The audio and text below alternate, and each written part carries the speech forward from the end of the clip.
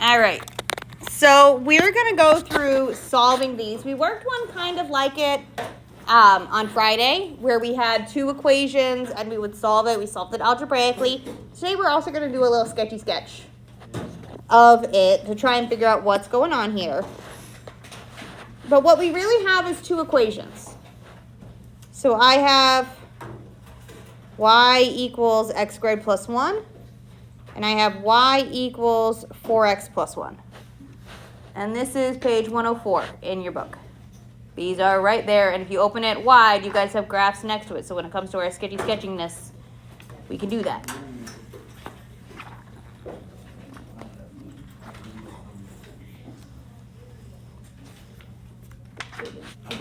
Okay. So if I have two y equals equations, what can I do to try and solve them? Substitution. Oops, sorry. If I know y equals this and y equals this, we can set these two y's equal to each other. I want to know when purple y equals pink y, which means I want to know when x squared plus 1 equals 4x plus 1.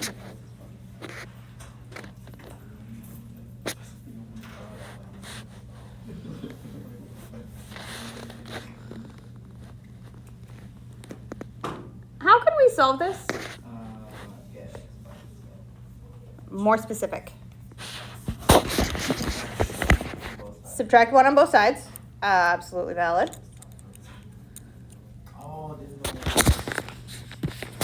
It's okay. You do. So we're subtracting 1 from both sides. That's going to give me x squared equals 4x. Well, I'll say, will square rooting help me get my x's by itself? No. If it was just 4, absolutely. Square roots would work just fine. But we've got this x over here, and that tosses a wrench and stuff. We're not going to divide by x. We don't like to divide by x's. It makes all kinds of rules change. If I have an x squared, and I can't square root it, what do I need to make it equal?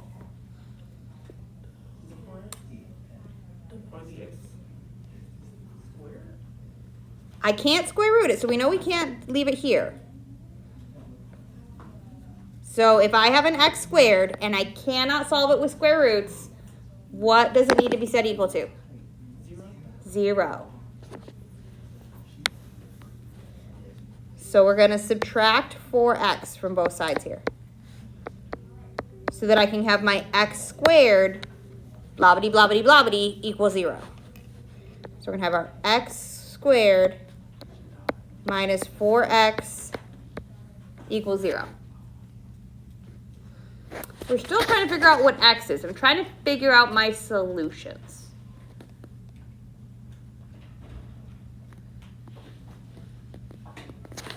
How can I get x by itself? I have x squared and x, so it's being weird.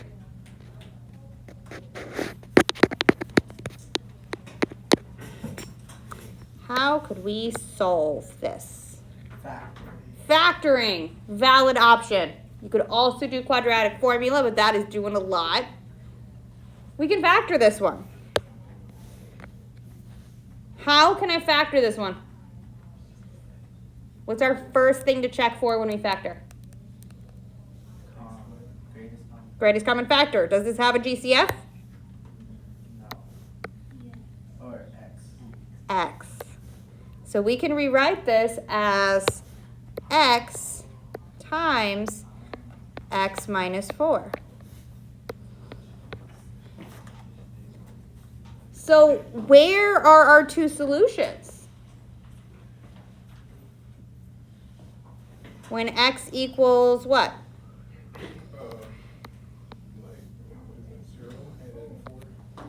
When x equals 0 and when x equals 4. But we have this whole graph over here we're supposed to like plot stuff up on. Can I graph x equals 0?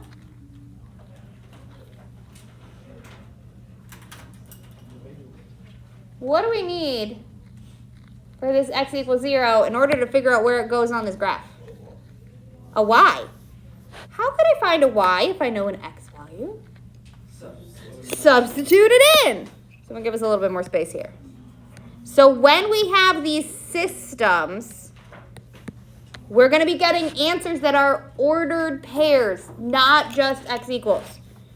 So I need to take and substitute it back in. And I can use either one, remember, because this is when our y's equal each other. So I can use either equation. So I'm going to use the pink one just because it's lower and I can see it. So we have our 4 times our x, which is 0, plus 1. And we need to do it for the other one as well. We're going to take our 4 times our 4 plus 1.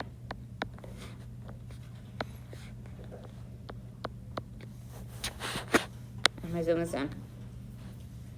So let's start with our 0. If we have 4 times 0 plus 1, what's our y value? 1. So one of our solutions happens at the point 0, 1. How about over here? 17, because 4 times 4 gives me 16, plus 1 gives me 17. So one of my solutions happens at the point 4, 17.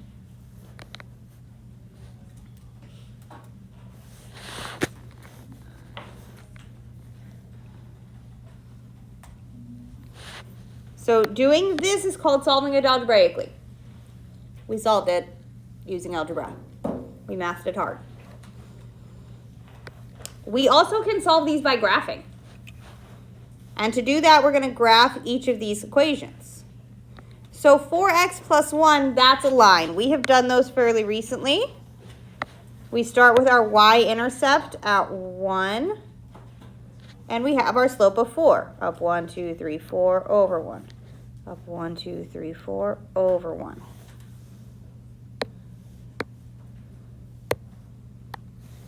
And we get a line that looks something like this.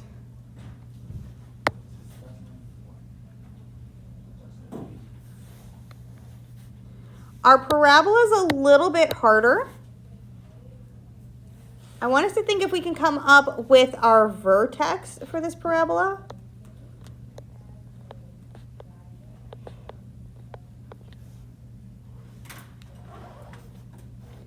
Where's our vertex going to be? Remember, h, k.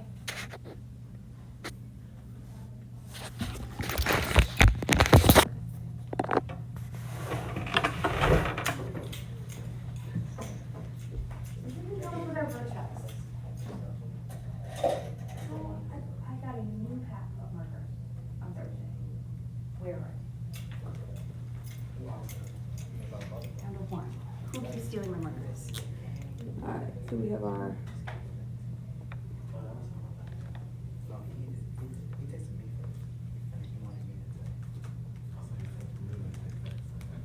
this is our vertex form.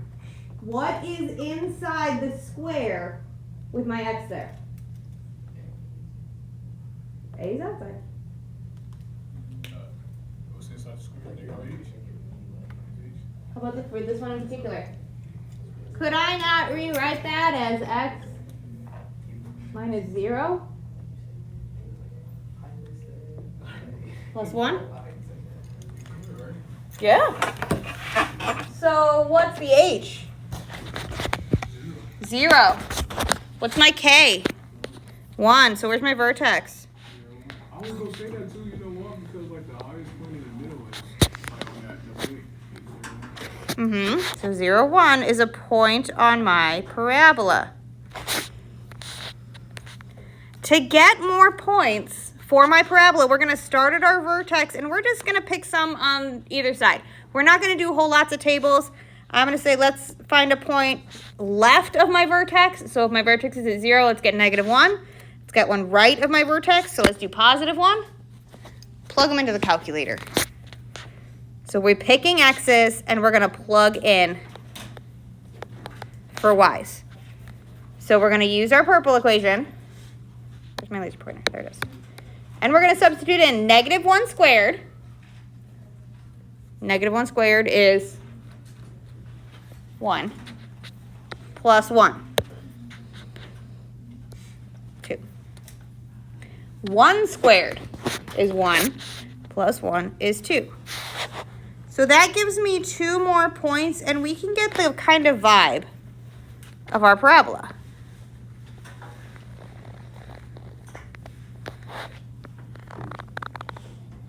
Because when we are solving systems here, what were these 2 points? If we look at our picture over here. Let's give this better lines. What are our 4, 17 and our 0, 1? Where are they what?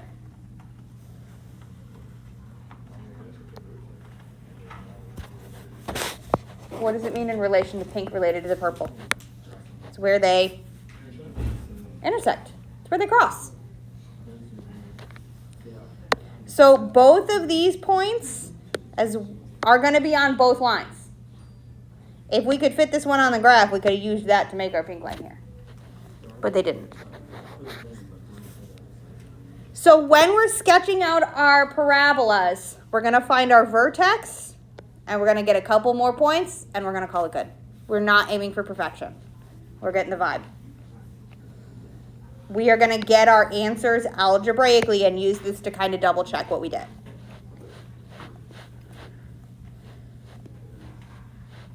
Questions on this one? Because we're going to do some more.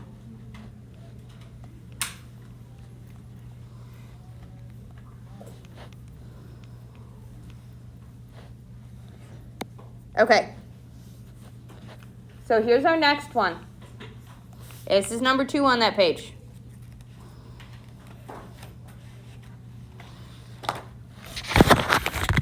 Similar vibe, but not identical.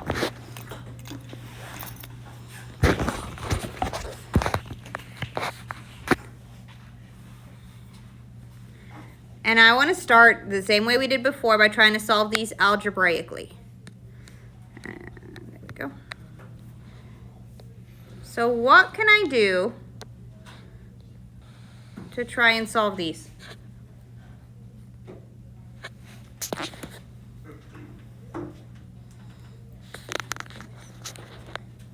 What can we do?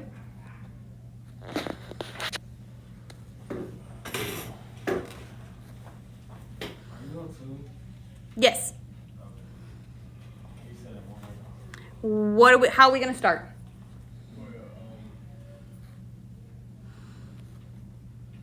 The second one's already in standard form. Second one's in a y equals form. So what can we do with that? Say it again. We can substitute it. Put my emphasis in a weird place, but that's okay. We can substitute it. I know y equals all of this mess over here. Y equals this. So I can take this y and say, well, I can substitute it in right here, and then we only have to deal with x's. We can do that. It's not pretty, but we can do it. So what's going to give us, if I take this piece and substitute it in place of this y, we're going to have our x squared minus 6x. Why am I writing it there? I'm just going to write this down a little bit because I'm going to run into stuff. There we go. X squared minus 6x plus 9. And I'm putting this into my purple equation, minus x equals minus 1. I took this whole pink chunk right here and we put it in place of this y right there. We substituted it in. Now what can I do with this?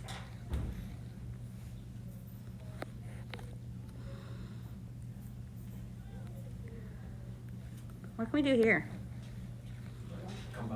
Combine like terms. We've got my x squared. I've got minus 6s minus x gives me minus 7x plus 9 equals minus 1. I'm good at writing ones. Now what do we need to do?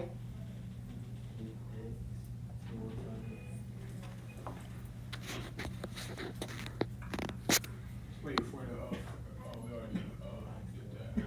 We would subtract, More specific. Will subtracting 9 help? Wait, what are we trying? We are trying to solve this. I have an x here. So am I going to be able to solve it with square roots? If I can't solve it to square roots, what do I need to do? What do we need to have it equal? 0. So what do we do? Add 1. So we're going to have our x squared minus 7x plus 10 equals 0.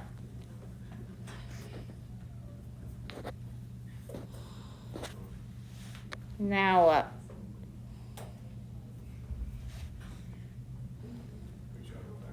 We can try and factor that.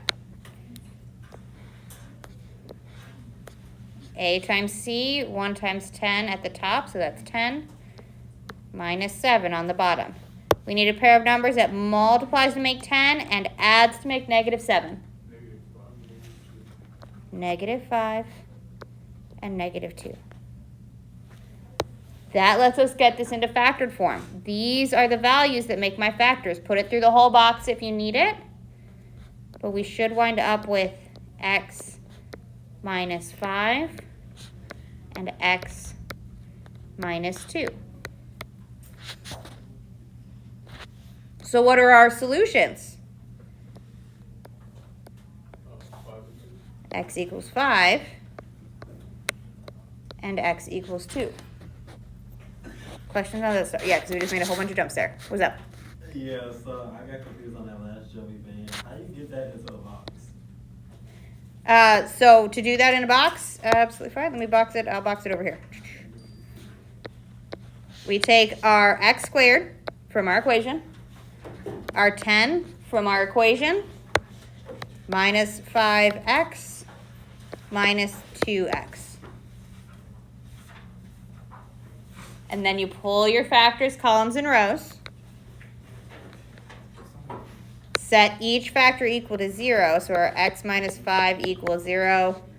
X minus 2 equals 0. That's how we got those two solutions for the x's.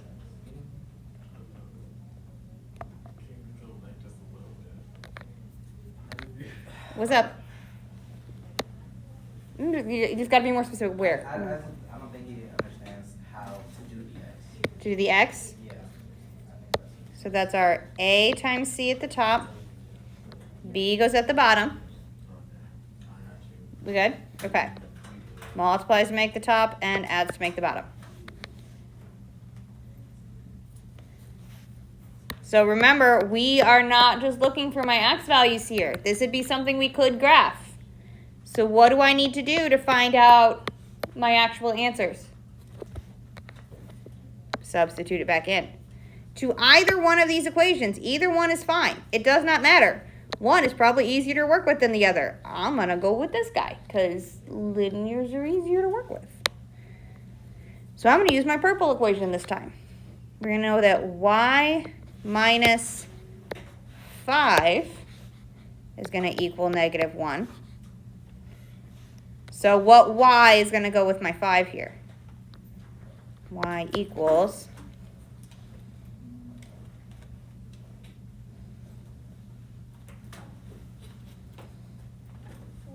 4. So one of my solutions is going to be the point 5, 4. We do the same thing with the other x value. Y minus 2 equals negative 1. So what y value goes with the 2? 1. So our second solution is going to be at the point 2, 1.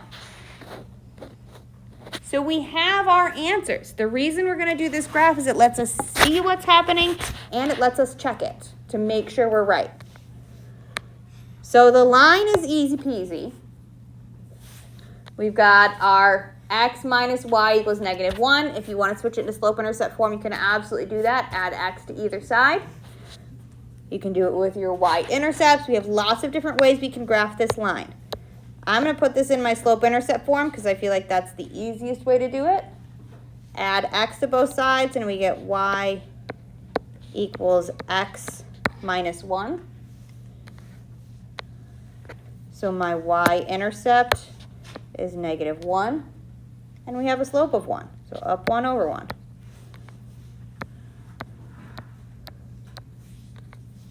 And our line is going to look something like this.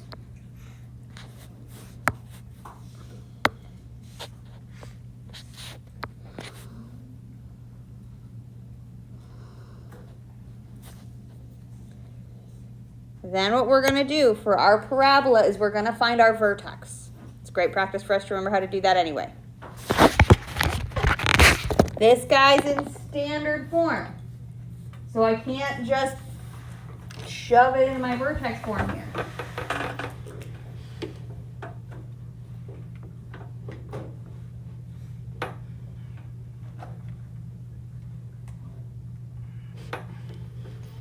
What do we use to figure out our vertex from standard form?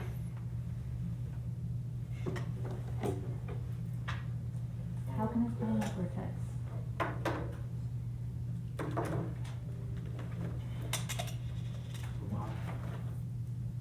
We'll use the y. It's something to do with that. It's something to do with that. Is it the quadratic form? Actually, no. It's part of what does this tell us? The axis of symmetry. That line that goes down the middle of our parabola, that goes through our vertex every time. This tells us the x value of our vertex. So to find our x value of our vertex of that guy, we take our b value. What's our b?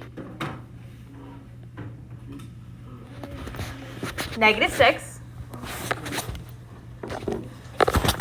So I'm going to give us more space at the bottom. Means I'm going to change this. There we go. So we're going to take our axis of symmetry, -b over 2a. Our b was -6. What's our a? 1. So when we substitute this in, x equals the opposite of -6 divided by 2 times 1. What do we get when we simplify this? 3. So the x value of our vertex, our h, is 3. So that gives us a point. How could I find my y for my vertex?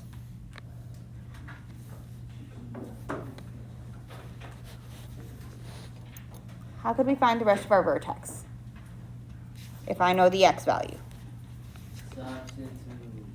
Where? Wait for More specific. You're not wrong, but I want you to be more specific. Oh, okay, hold up. Purple or pink? Which purple one? Sorry, I will color. Oh, Purple or pink? purple. Is, Oh, wait, pink because you already have the purple. because purple is my line. Fine, yeah. I want the vertex of this guy. So when we're looking for our intersections, it doesn't matter which one I do. When I'm looking for my parabola, it does. Yeah. So we're going to go into our parabola's equation, which now I'm super tiny down here. So we're going to take our y, oh, that's not a pen. Y equals, and we substitute in our x's. We're going to have our 3 squared minus 6 times 3 plus 9. And what do we get? got what? Mm-hmm. So our vertex is at 3, 0. So what we have is we have our vertex, and I have 2 more points right here. We can make a table. We can pick a smaller one and a bigger one. Totally fine, but I still also have 2 points that are going to be on my parabola, so that's enough to get me kind of the vibe. Because again, we're looking for the vibe on the parabola, not perfection. So we've got our vertex at 3, 0. We know it's going to go through the point 2, 1 right there. And it's going to go through the point 5, 4. That's enough to kind of figure out the shape here. That is a trash line. Try that again. Like that. We could also grab that we know our y-intercept because we know our c. So we could grab that if we want this. We know all kinds of things about this that we can piece together. So the graphs, I'm not looking for super duper specific perfection. Grab your vertex, grab a couple of points, and call it good. Okay? Your couple of points can be your intersection. Your couple of points can be things we figure out. That's fine too. So we're just kind of looking for the vibe here. The more important part is this part, that we can calculate it. We can find our solutions. This lets us check it and lets us show off our graphing skills because we're super awesome like that. You got a question mark above your head like a sim, Jeremiah. Okay. I was going to say, like, I could see it float above your head like a sim. I've been playing Sims lately, and so has my 10-year-old. And so, like... Which Sims? 4. Mm-hmm. Oh, yeah. My youngest is trying to convince me we need the horse expansion. She's like, it's on sale. There's a Steam sale right now. That is the level of debate in our house about Sims. Is which expansion pack is to buy? Okay. So there's 2 more on this page that I would encourage you to practice, but I also don't want to eat up all your time because we have a quiz in 2 days. But that's the vibe on these. Okay, so it's not super duper intense. It's probably the most complicated we've done thus far this semester, but it should hopefully be vaguely familiar. The solving is not new for us. The graphing is probably a little less specific than we've seen before. So there is, I believe, a chapter review up on Canvas. There's also the paper review that most of you guys picked up on Friday. If you didn't, they're over in the tray above the turn-in bin. There's a paper review. So work on that. I will get the answer key for that posted before class tomorrow so that we'll have the whole time to work, ask questions, do what we need to do to get ourselves ready for the test we're going to do on Wednesday. Not Friday, Wednesday. Because we don't have a full period on Thursday. All right, so that is the end of chapter 6. We only have 1 chapter left. Look at how little we have left in this book, guys. How few pages are left. This is all that's left for the next chapter. This gets us to the end of your senior year for most of us. That's how much math you have left. That's not bad. We can do that. We can lock it in after spring break for that. I know senioritis is a thing. I promise we will be talking about money. We're ending with all the money stuff, how credit cards work, how student loans work, like real life money. We talk about money lots and lots. Okay?